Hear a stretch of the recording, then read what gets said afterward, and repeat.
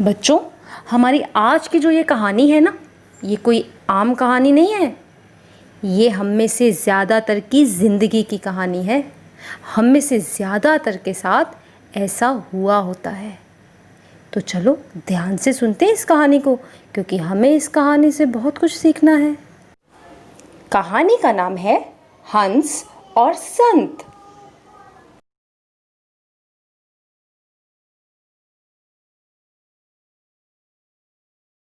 हुआ यूं बच्चों, एक बार एक जंगल में नदी के किनारे हंसों का एक जोड़ा रहता था।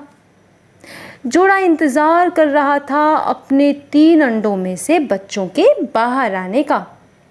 और लो, वो दिन आ गया जब अंडों में से बच्चे बाहर आए। तीनों बच्चे बहुत ही प्यारे थे, बहुत ही सुंदर, बहुत ही नटखट। पर पता है बच्चों, जैसे जैसे वो बच्चे बड़े होने लगे, उन बच्चों में से एक बच्चा बाकी दोनों भाइयों से कुछ कम सुंदर रह गया। दोनों भाई तो सफ़ेद थे, वो कुछ काला था।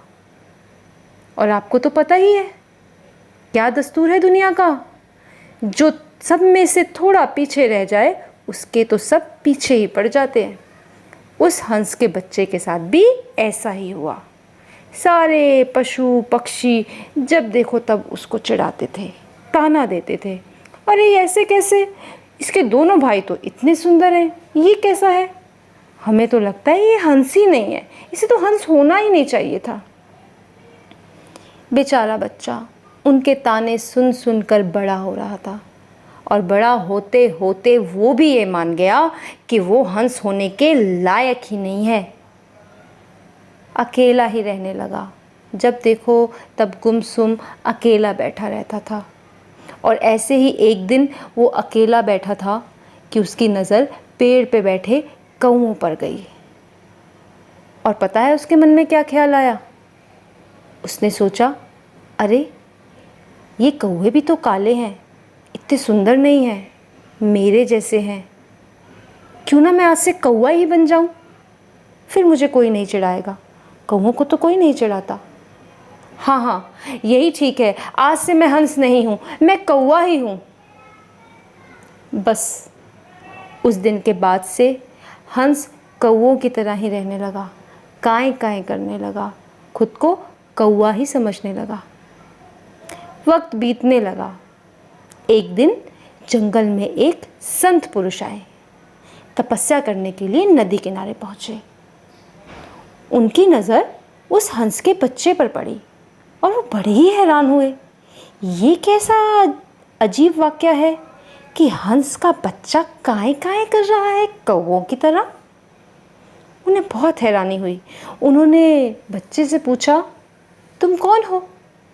तो हंस का बच्चा बोला, मैं कौवा हूँ, दिखता नहीं मैं कौवा हूँ। महापुरुष समझ गए कि कुछ गड़बड़ है। उन्होंने कहा, अच्छा बच्चे, एक काम करोगे, मैं बहुत भूखा हूँ, क्या मेरे खाने के लिए कुछ ला सकते हो? बच्चा उत्साह से भर गया। उसने कहा, हाँ महाराज, आप बैठिए, मैं अभी गया और आपके लिए कुछ खाने को लाता हूँ। फिर क्या था, हंस ने फटाफट नदी में छलांग लगाई, तैरा और एक मछली पकड़ कर ले आया और महापुरुष के सामने रख दी और बोला, लीजिए महाराज, आपके लिए मछली पकड़ कर लाया हूँ, खाइए ना, मछली खाइए। इस पर संत पुरुष बोले, अरे ये कैसे हो सकता है कि एक कौवा नदी में गया और मछली भी पकड़ लाया? भला एक कौवा कैसे कर पाया? तुम तो कौवे हो ना। बच्चे के पास कहने को कुछ भी नहीं था।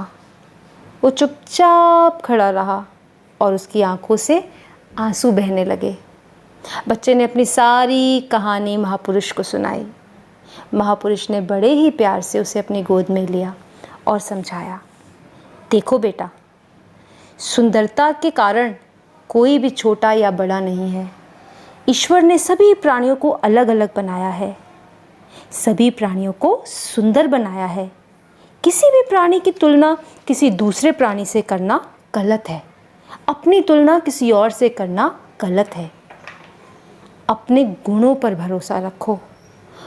वो खास गुण जो हमेशा तुम्हारे अंदर है, जो तुम्हारे रंग रूप और सुंदरता से कभी भी बदलने वाले नहीं हैं। अपने उन गुणों पर विश्वास रखो, उन्हें और विकसित करो और अपने जीवन को और बेहतर बनाओ। लोगों का क्या है, लोगों को कहने दो जो कहना है, तुम उस पर ध्यान मत देना।